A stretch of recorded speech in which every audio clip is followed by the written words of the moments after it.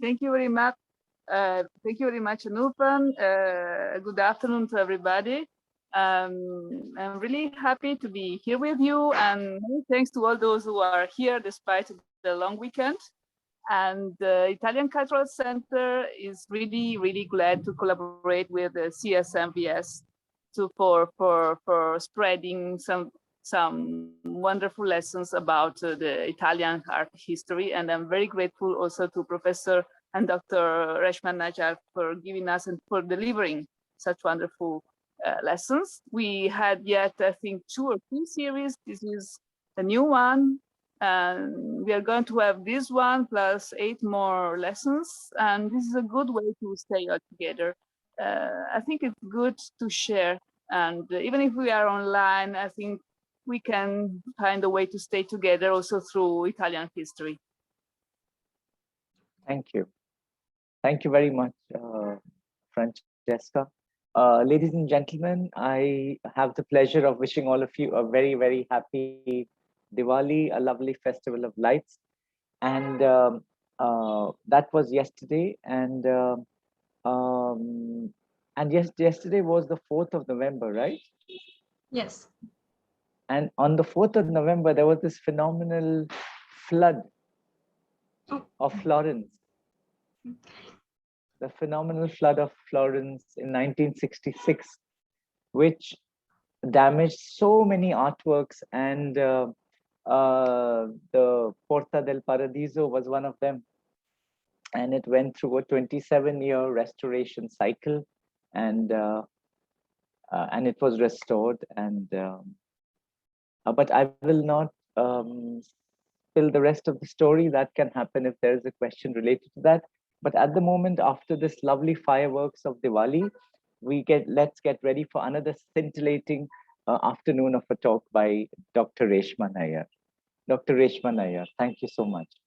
Thank you, Anupam. Thank you, Francesca. Let me just start with sharing the screen. And Anupam, could you just confirm you can see my screen? Very clearly. You'll have to go full screen now. Yeah. Yep, perfect. Okay, let me just... Beautiful. Okay, great. Very clear. I'm trying to see if I can move this. Probably not. Okay, I don't know how to move it. I'll just leave that there. So this is the second in a series of 10 lectures that we're having on alternate Fridays. And the first 2 lectures are focused on 2 panels each from Lorenzo Ghiberti's Gates of Paradise. So 2 weeks ago, we had looked at the 2 panels from the Gates of Paradise, and today we're looking at 2 different panels. We're looking at the Joshua and David panels today.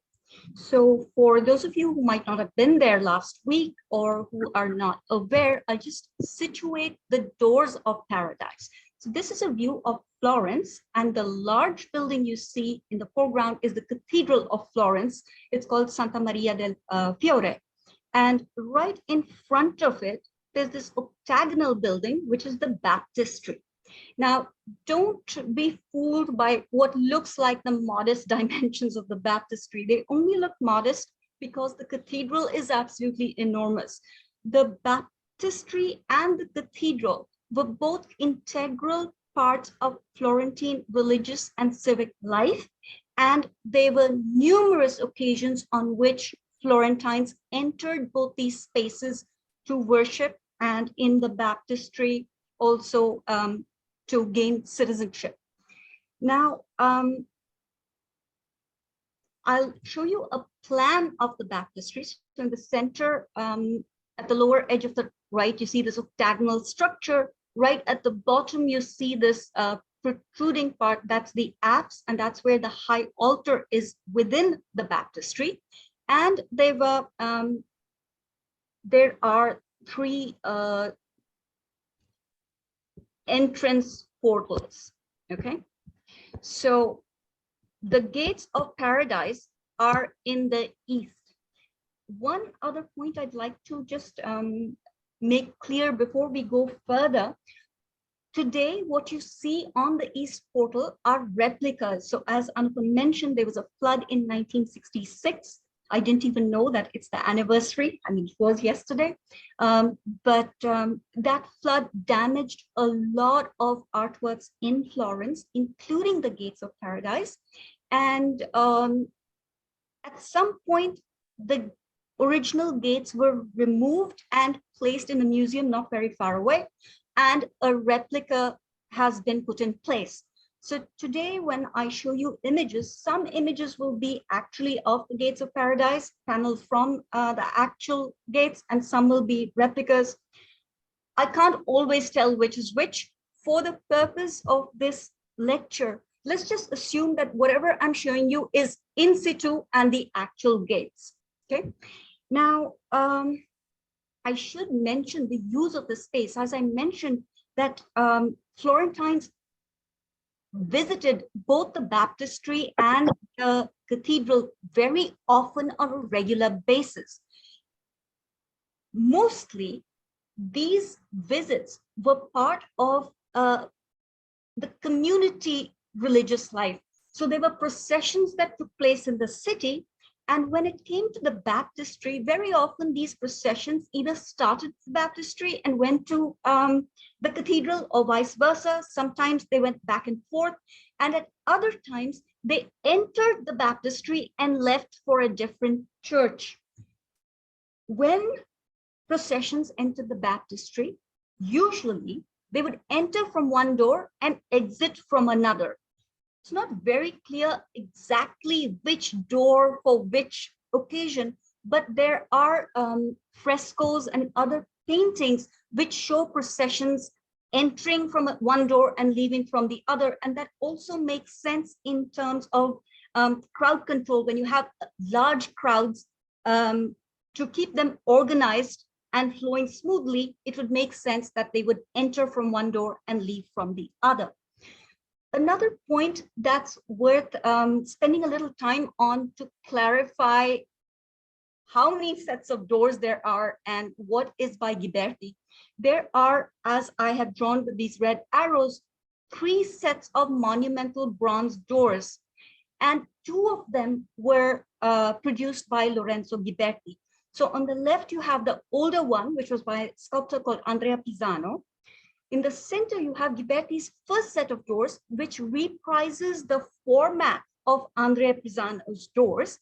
And on the right, you have the Gates of Paradise, which have a different format. The panels are roughly squarish, and there are 5 panels to a door, a total of 10 panels. This is what they would look like in situ.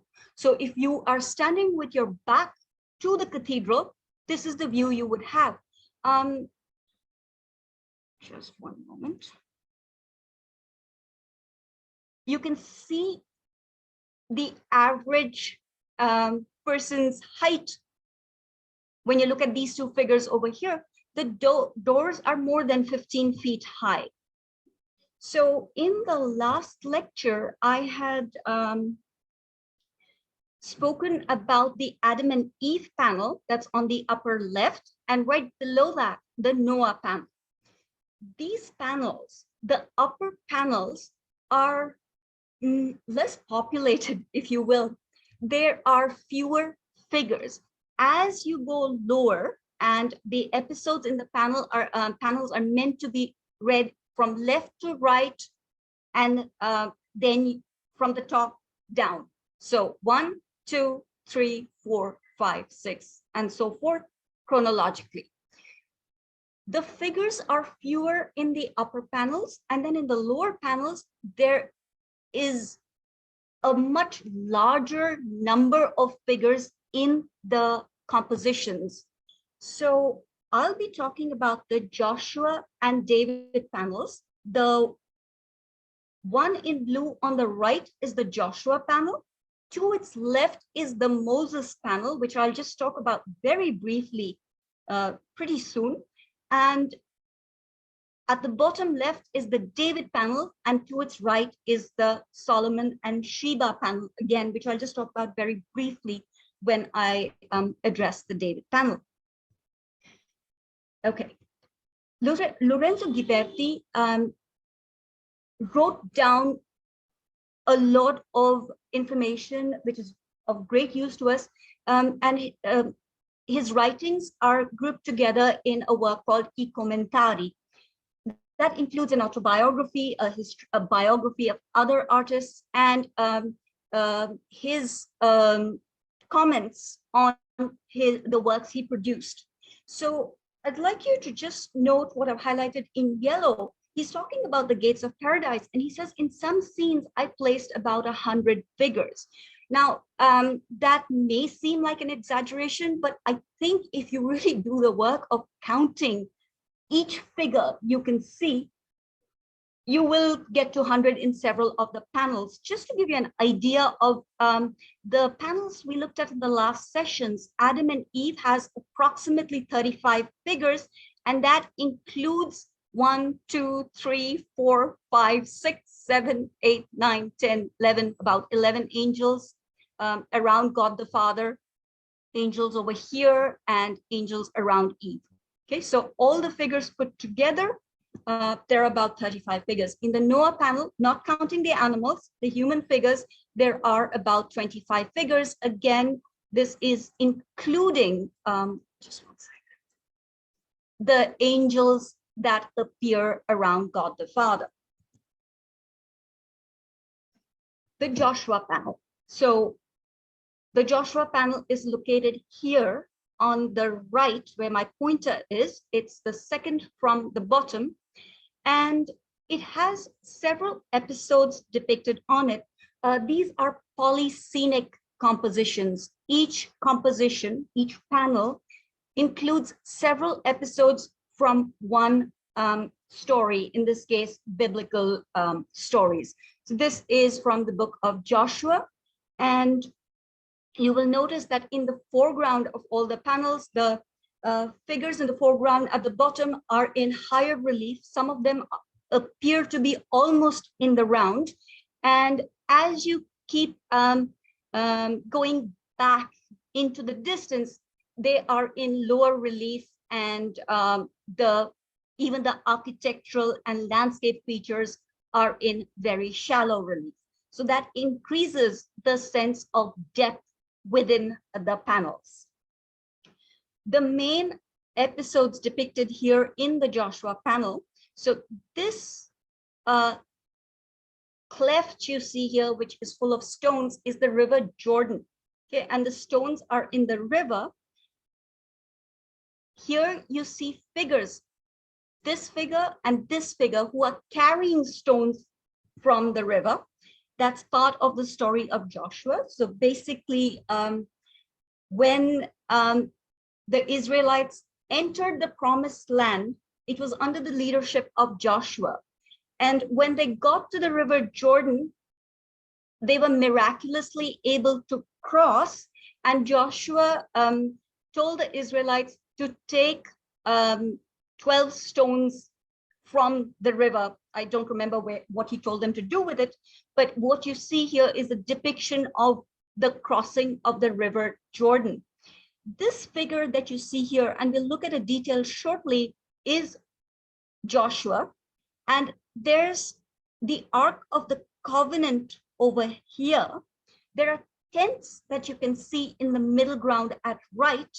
And right on top in the background, you can see what looks like a procession, and that is led by figures who are blowing trumpets.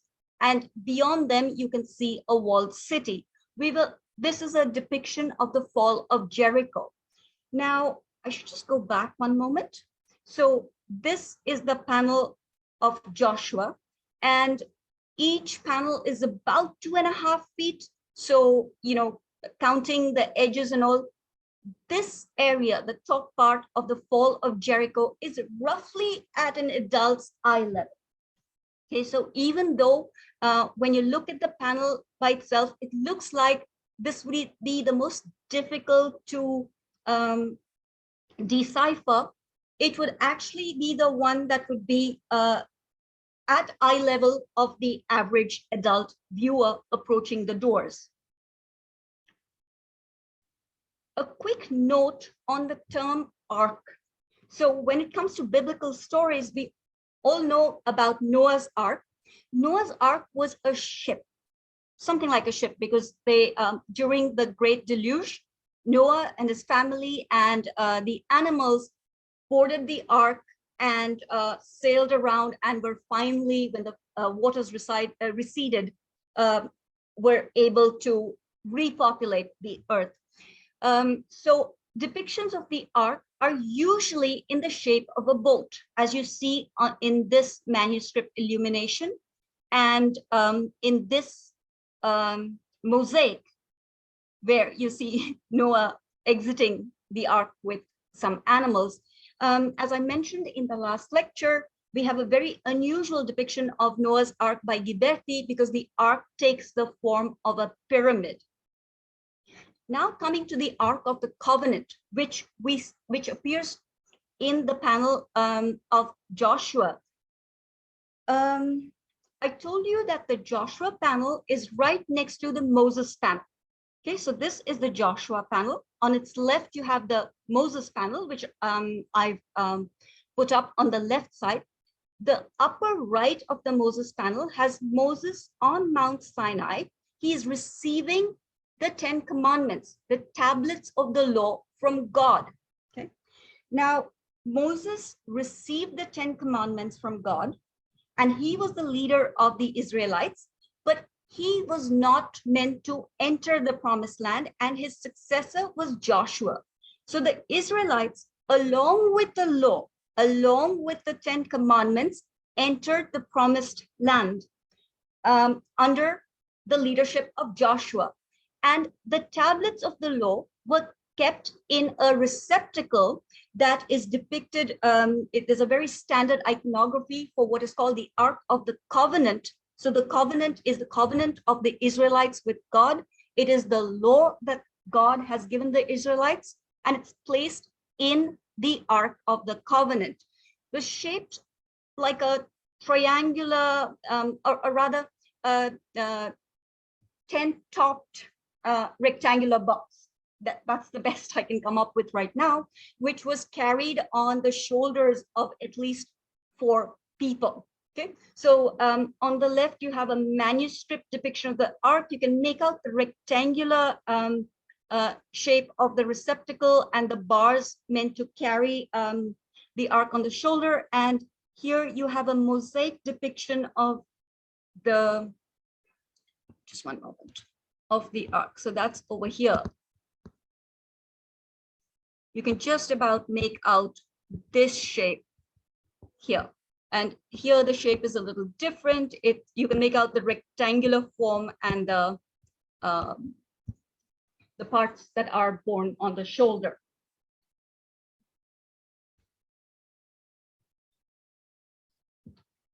Okay, just one moment.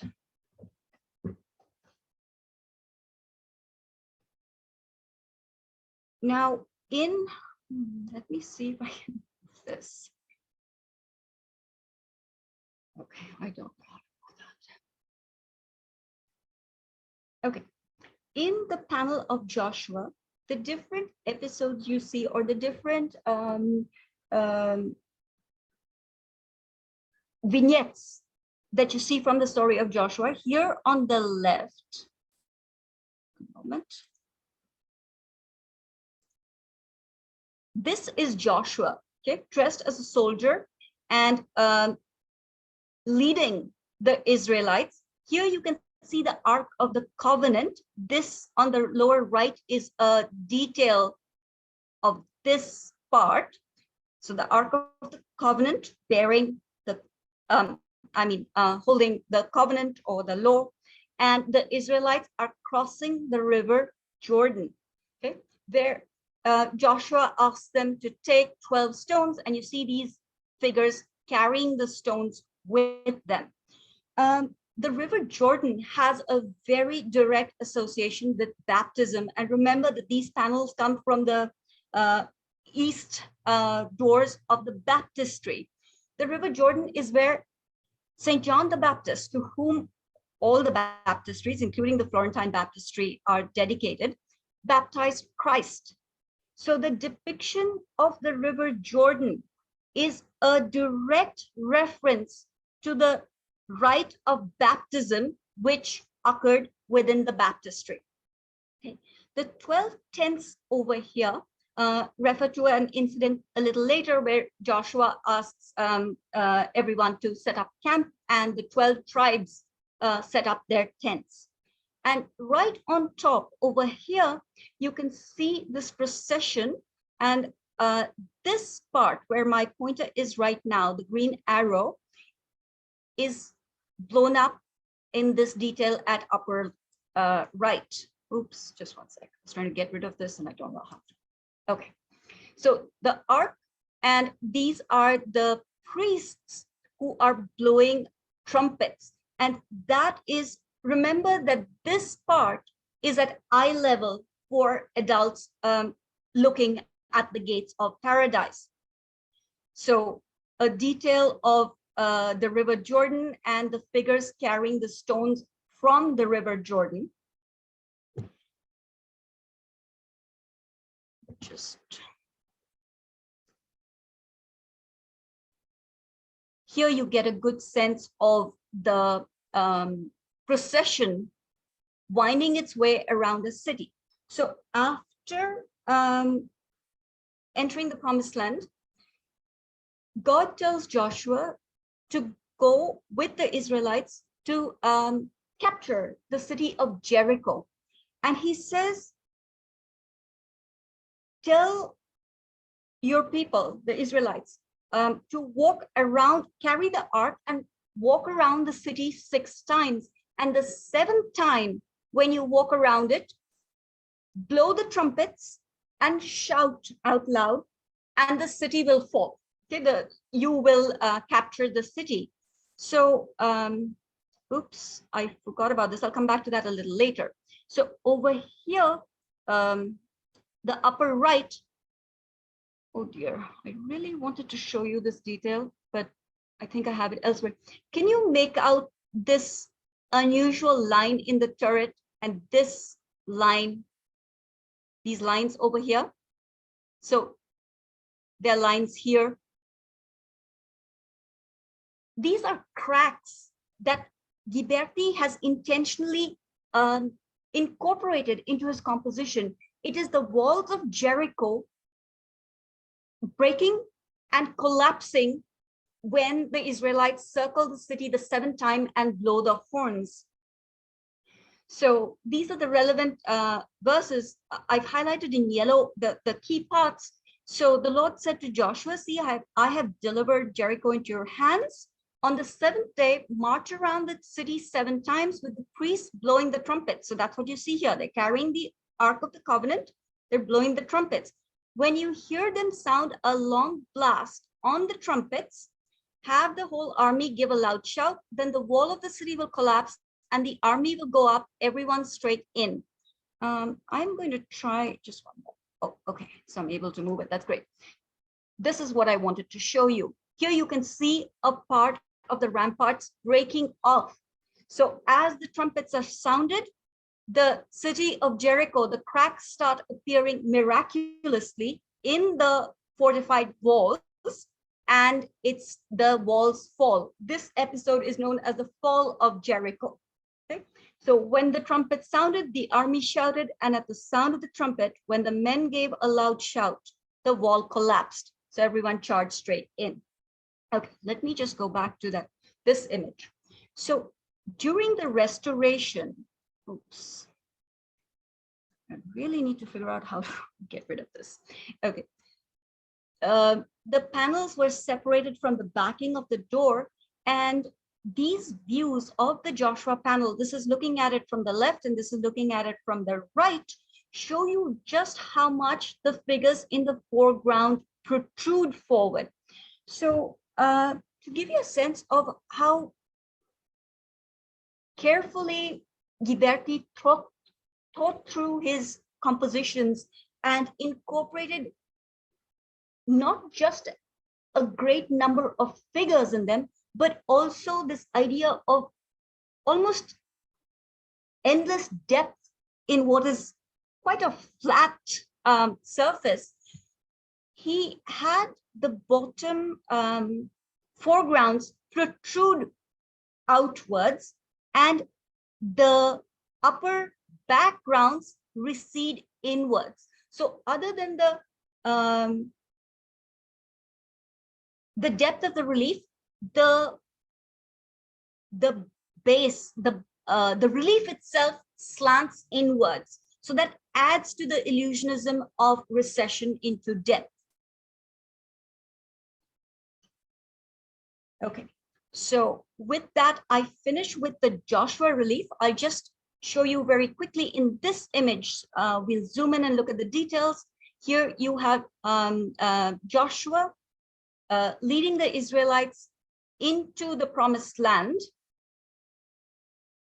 The river Jordan, remember where Christ was baptized, he orders them to carry stones from here. So you can see 1, 2, and 3, these figures carrying large stones.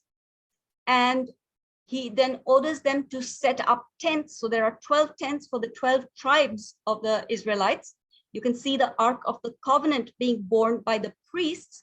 And here in the upper part, this is a better view that we have. You see the procession walking around, Joshua in the center, framed by a city gate, and this very handy inscription in the walls. There's G-E-R and I-C-O, Jericho. So there can be no doubt that these crumbling walls are the city of Jericho. Okay? And the Ark of the Covenant with the priests blowing the trumpets. Now the David panel is located at the lower left, and it is flanked by, or it is complemented by, the panel on the right, which I'm not really going to talk about, but I'll show you an image pretty soon, which is the meeting of Solomon and Sheba. Okay, so I think all of us are aware about David being a shepherd who slew the giant Goliath. So the king of the Israelites at this time was Saul, who is shown here in armor, leading his army against the Philistines. Now, the Philistines had amongst their ranks a giant called Goliath. He was almost 10 feet tall, extremely strong, and outfitted in very impressive armor. So verses in the Bible actually tell you how much the head of a spear weighed, and all of it is quite impressive.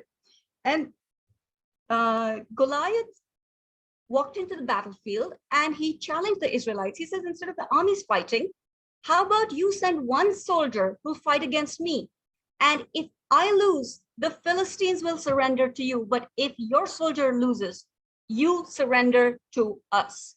Okay. And the Israelites were terrified because they weren't equipped to fight one-on-one with someone like Goliath. The story is a little complicated. David was not a soldier, his brothers were. David was looking after his father's sheep, but at one point his father sends food for the brothers. And when he hears what's going on, he volunteers to fight with Goliath. And Saul is very impressed, orders his own armor to be given to David, but David says, no, I'm not comfortable in this. I'm used to fighting with lions and bears and saving my sheep from them just with my slingshot. And if I can do that, I can manage with, I can handle Goliath. So David, whom you see here in the foreground, goes to a stream and picks up stones. Now, remember, as I told you, when we were looking at the Adam and Eve panel, any reference to water is definitely a reference to baptism. In the Joshua panel, it was very obvious because it was the river Jordan. Here, it's just a stream. In fact, I think it's a dry river bed. But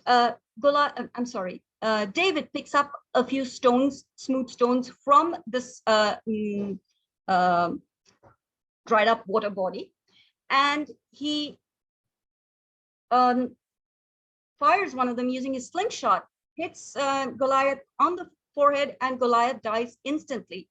Then David takes Goliath's own sword and decapitates him. He cuts off his head.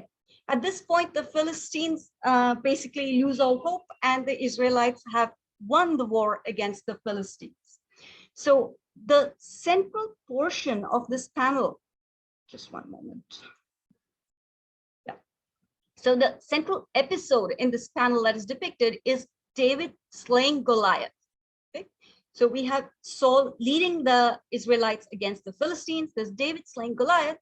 And there is something happening in the background here in this really shallow relief space between two rocky peaks. And there's a city in the background. So we'll talk about that in just a moment. I want you to just get a sense of how important the figure of David was to the Florentines. The figure of the biblical David is a symbol of the city of Florence. So there have been, during the time Ghiberti was working on the Gates of Paradise, and thereafter in the 15th century, and early 16th century, multiple civic commissions, the city-state of Florence, commissioning the best sculptors to produce images of David. So I should clarify one thing. The two civic commissions that we see are the marble sculptures on left and right. The one in the center, the bronze by Donatello, we don't know who it was commissioned from. And the Verrocchio bronze, I believe, was a Medici commission. Okay, I have put approximate sizes so you can kind of get a sense of the scale of the figures. What's important to understand is that a panel with the figure of David has additional importance because David is also a symbol of the city of Florence. Okay, so on the left, Ghiberti's panel. On the right, a detail. This detail is the group at right. So you can just see soldiers fighting. And as I mentioned, what I really want you to focus on is this part, which I'll get to in a moment.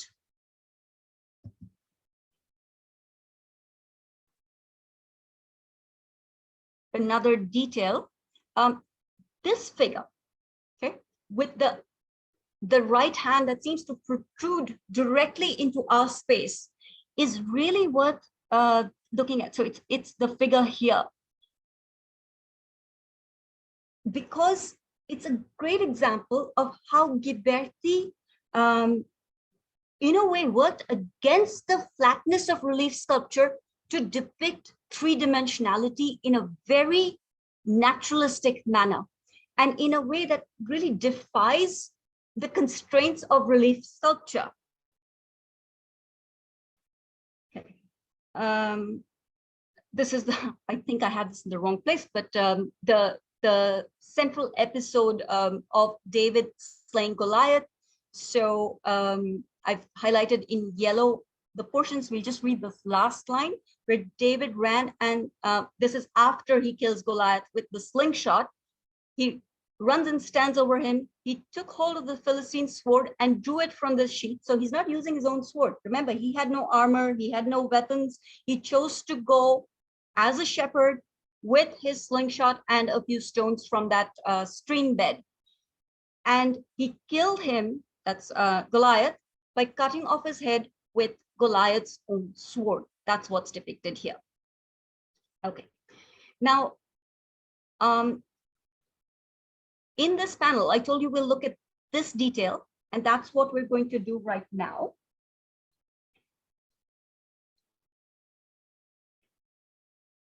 So you see trees in the background. You see some figures on horseback, and there's this one figure carrying the giant Goliath's head being greeted by a female figure with a tambourine. Okay, so basically this is a depiction of David taking the Philistines' head and bringing it to Jerusalem. Let me go back here. So the city in the background that I spoke about a few minutes ago, this is a representation of Jerusalem. Now, when David, who's over here carrying Goliath's head, so here's David carrying Goliath's head and basically heading into Jerusalem. And remember, I told you that this panel is right next to the panel of Solomon and Sheba. The Queen of Sheba went to Jerusalem where she met Solomon. So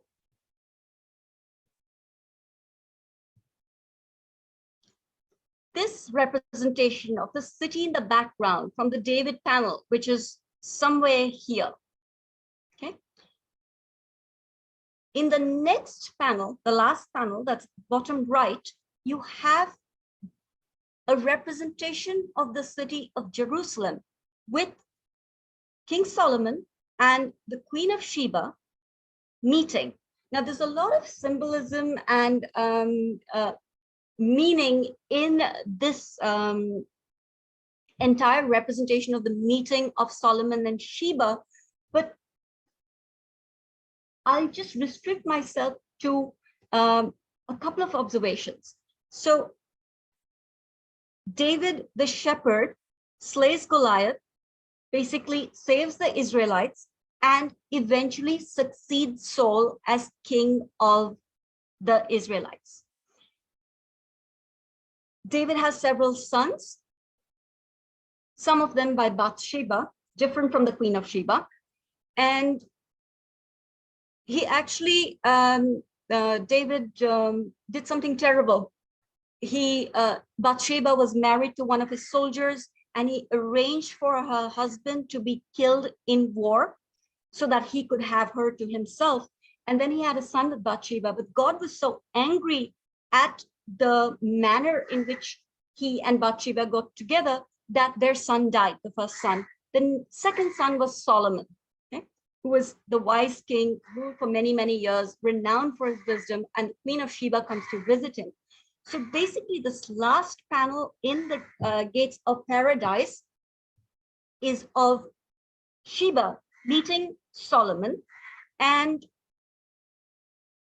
it is connected to the panel on its left, the David panel, through the story, Solomon being the son of David, and through the architecture, because this representation you see of the city in the David panel is now the setting for the episode of the meeting of the Queen of Sheba and King Solomon.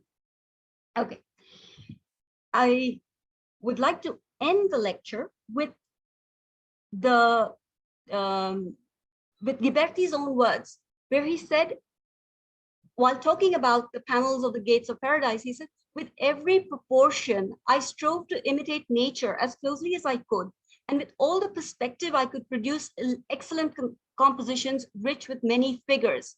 In some scenes, I placed about 100 figures. And now I would like you to think about, so I showed you that in the Adam and Eve and the Noah panels, there were about 35, 40 figures.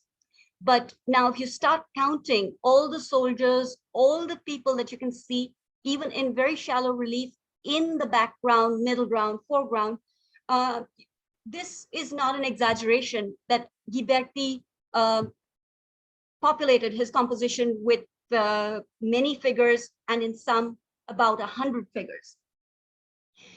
Very important to understand that in a composition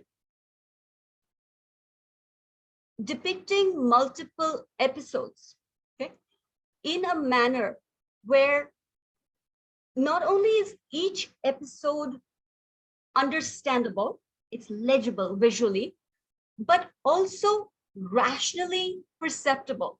So when we look at these compositions, Ghiberti has used landscape to divide the different parts of the story, the different episodes from the overall narrative. And he does it in a very believable manner. Just to underscore this point. In the meeting of Solomon and Sheba, there's just one episode depicted, the meeting of Solomon and Sheba. There are no ancillary episodes, nothing before, nothing after. It is the meeting. So a composition like this with a lot of figures is a lot easier to conceive of and to produce, because there are less limitations, if you will. Whereas when you are combining multiple episodes, you have to make each episode clear so that there's no confusion as to what exactly is happening or what are certain groups of figures doing. And it should be aesthetically and rationally pleasing for it to be a successful composition. And Ghiberti really excelled in all these aspects. And that's what makes his Gates of Paradise such an extraordinary work of art. It's not just the cost, the size, and the beauty. It is also the compositions that he worked out and was able to produce using the lost wax process in relief panels. Okay, so with that, I have finished and I'm happy to answer questions.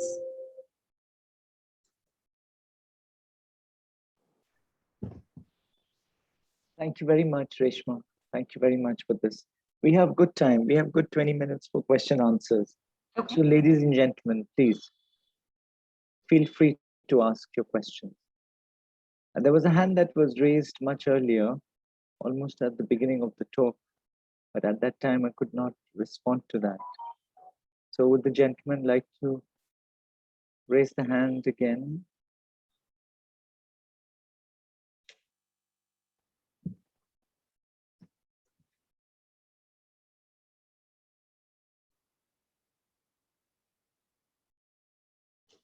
Yes, so I'll begin with some questions that have come online here, Reshma. Oh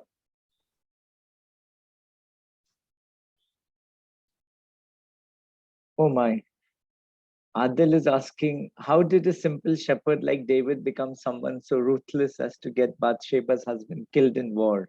And which war was this? Okay, so this is a question for a theologian, not for an art historian, but I'll just give you a very logical answer. There are biblical figures for whom there is evidence that archaeological evidence that they actually existed, certain areas they conquered and things like that. But a lot of it is still, it's not 100. So there are ruins of this city of Jericho. It had extremely large fortified walls, about 5 feet in thickness, things like that. I would look at the story more as, remember what I said about their first son. Okay, so David is held up to be a good ruler, but he had his faults. He did some terrible things and he was punished. His son, his and Bathsheba's son, died as a directly because of their union, which was brought about in a very cruel and manner. So I would say that these stories need to be taken, and I'm not speaking from a believer standpoint, but more on a I would say as someone looking at the story and trying to understand that there's a meaning, there's a lesson to be taught, and how it's interpreted is actually equally important as to what exactly the story says. And that's where the theology comes in.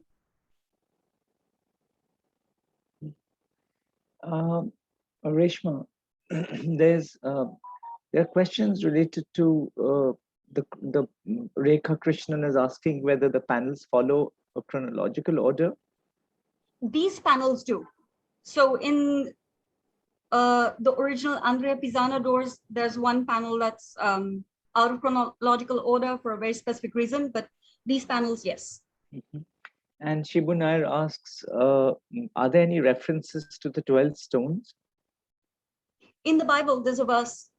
I mean, I don't remember it, but if you just read, So when you say Book of Joshua, it's not exactly a huge book. It's more like what we would say, maybe a few pages. So if anyone wants to read the story of Joshua, just because it says Book of Joshua, don't think it means you need to spend hours. You could spend a few minutes and read it. Okay. And um,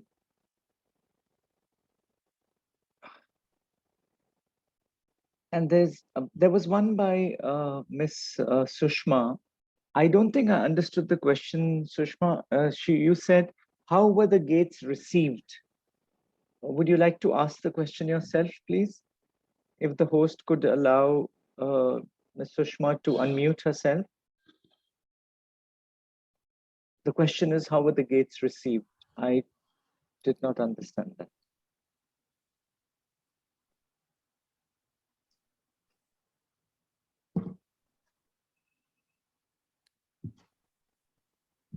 Okay. Yes, Ms. Kothari. Can you unmute yourself, please? Yes, I'm enjoying the session. I just wanted to know, like, it took him 20 years almost, you said, for each of the panel, like the gates to be. So were these, how were they received at that time? Were they like the seven wonders of the world or something? Okay. And what was any other things what he made which were just as memorable? Yeah, so that's actually a very easy answer to a question to answer. It took him 26 years from the time he got the commission to the time they were officially installed. He had done the previous set of doors in 20 odd years, I don't remember, maybe 24, roughly 25 each. And the previous set of doors was so successful that he was given the commission for the second set without having to compete with anybody. They were extremely well received, the second set of doors. And in his writings, in the commentary, Ghiberti actually brags about the fact that he was given a free hand for the second set of doors to do whatever he wanted. He didn't have to, he claims he didn't have to follow any kind of program, that he devised what he wanted to represent on the floors, sorry, on the doors. There's another relevant fact here. So I told you that these doors are on the east portal, which faces the cathedral.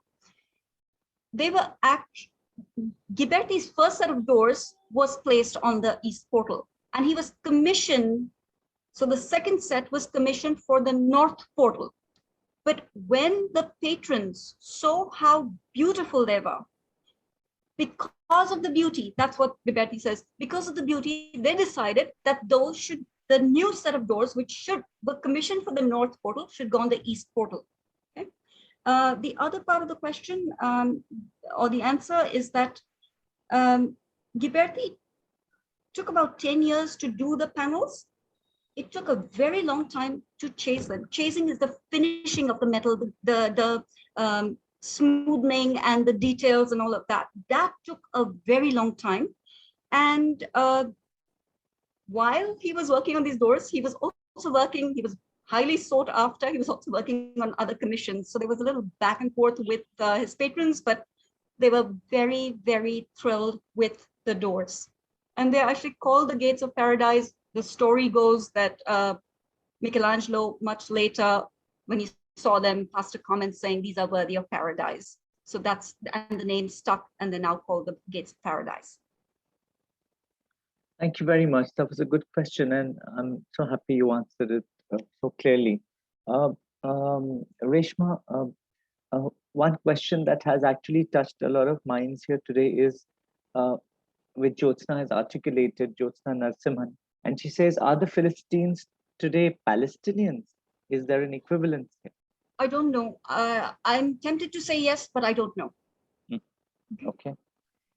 And in terms of the subject matter, all these that we talked about, was this, Rekha Krishnan asked, was the selection of the subject the choice of the person who commissioned it, or was it Ghiberti?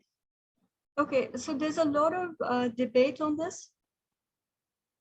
I'll tell you what the evidence we have is, and I'll tell you what Ghiberti says, and then you can make up your minds about what seems the likely answer.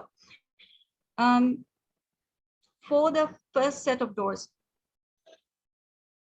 for Ghiberti's first set of doors, he had to compete with other artists, okay? And they were given an Old Testament topic, the sacrifice of Isaac. And the format was not square, it was the quatrefoil formats that echoed the first set of doors for the baptistry. Now,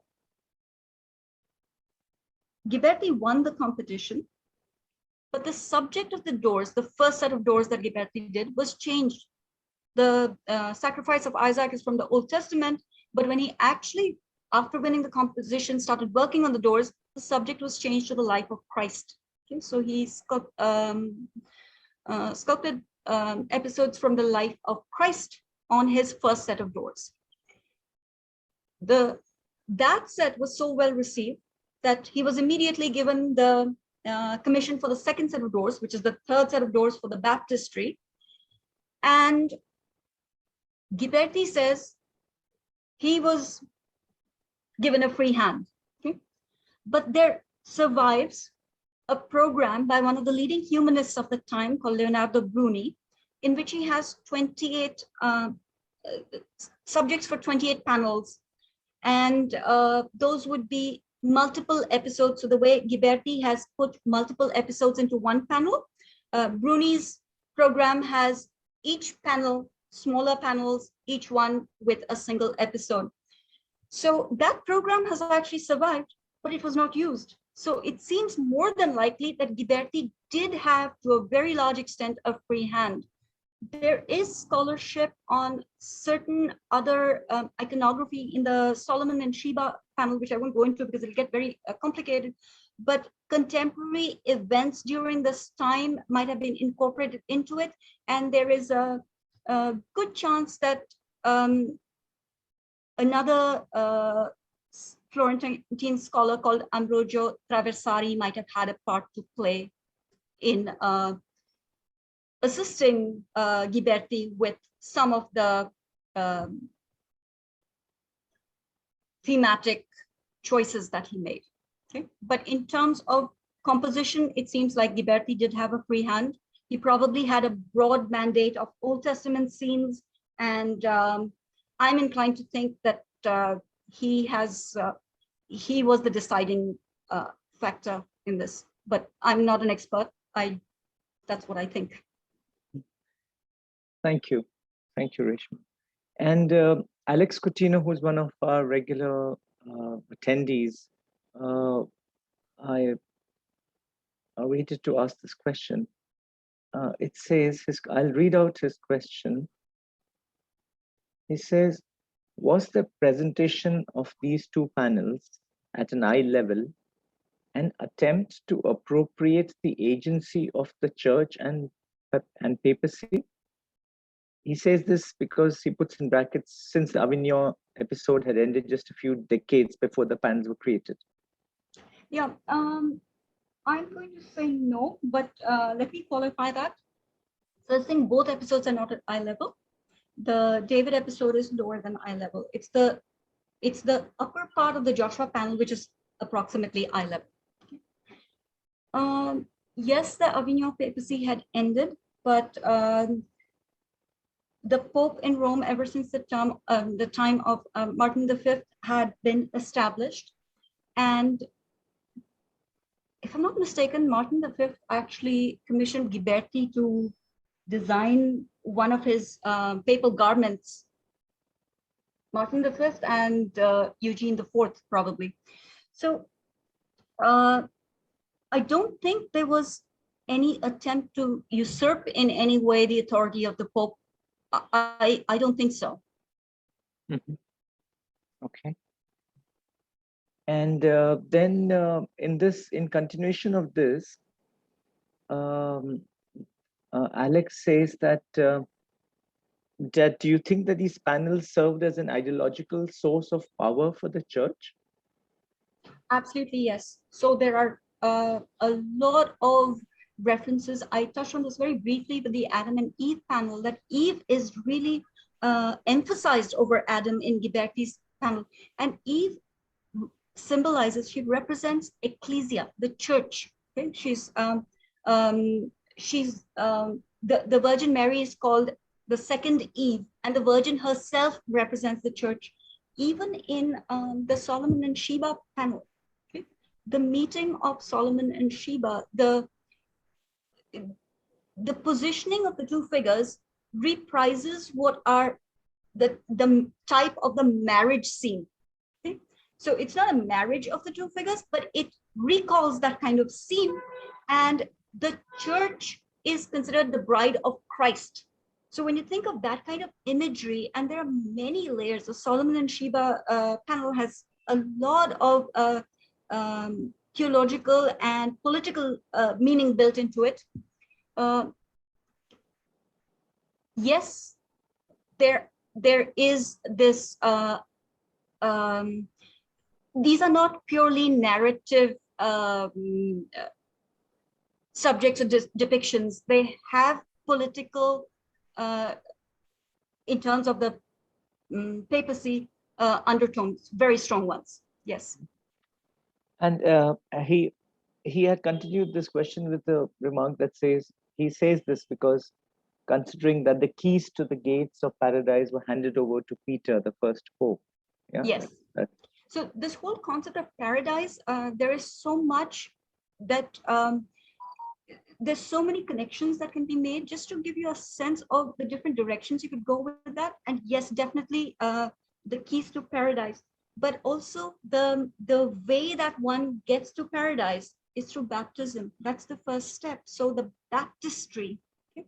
The area between the cathedral and the baptistry was also called the Paradisus. Okay? It was a cemetery, and there are various connotations. Among them, and that includes the papacy being an important a key component of Christians' way to paradise, if you will. Mm-hmm.